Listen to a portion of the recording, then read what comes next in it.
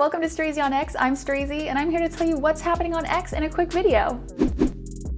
Kelce was trending after announcing his retirement after 13 years with the Philadelphia Eagles. And it's also notable that his retirement speech was quite the emotional one. Between him, his wife, his brother Travis, there wasn't a dry eye in the room. I'll have his whole speech video in the thread. Also, Denver Broncos has released Russell Wilson, seemingly an unprecedented release. Where do you think he'll end up next? We also had Cuban trending for stating that he voted for Nikki in his most recent primary, but says if it comes down to Donald Trump or Biden, he doesn't care if Biden's in his last wake being given his last rites. He's still voting Biden. And then Barkley trending for his remarks that he made about Donald Trump and his supporters. On his CNN segment, Gayle King and Barkley, he said if he sees any black people wearing the Trump mugshot t-shirt, he's gonna punch them in the face. Miss King says, "Now Charles, you can't say that because you don't really mean it." And he says, "Oh, I mean that sincerely." And then goes on to condemn his actions at this speech that they're referencing, in which Trump discusses his relationship with Black Americans. I'll have the video in this thread. Tell me what you think about it. So Benadryl was trending, and based off impressions alone, this really was due to a post made by Elon Musk saying he took some, got 11 million impressions with that, but among it was another top post with 62,000 impressions that I believe is worth mentioning, because we've got a man who says he's a neuroscientist discussing the recent research that has come out about Benadryl. It actually includes all anticholinergic drugs, but Benadryl is a big one people seem to use often. So being anticholinergic, it blocks acetylcholine, which is an important neurotransmitter involved in memory. These drugs can significantly increase risk of Alzheimer's up to 46%. That's almost half, especially when used over long periods of time. In this case, the research shows evidence for taking it for just 3 months or longer. Now, don't get so doom and gloom yet. He reassures the brain can recover and gives tips on doing so. But like I said, I found this worth mentioning because the person who initially asked the question that triggered this response video has been taking Benadryl to help them go to sleep for over a decade. And I know when I worked night shift, I would take these nightly to help me go to sleep as well. And some people take this as a daily allergy medication. And other cases. But we see that this kind of drug is just not meant for that. But like I said, luckily there is things that we can do, so I will leave the video in the thread for you. Okay, and it is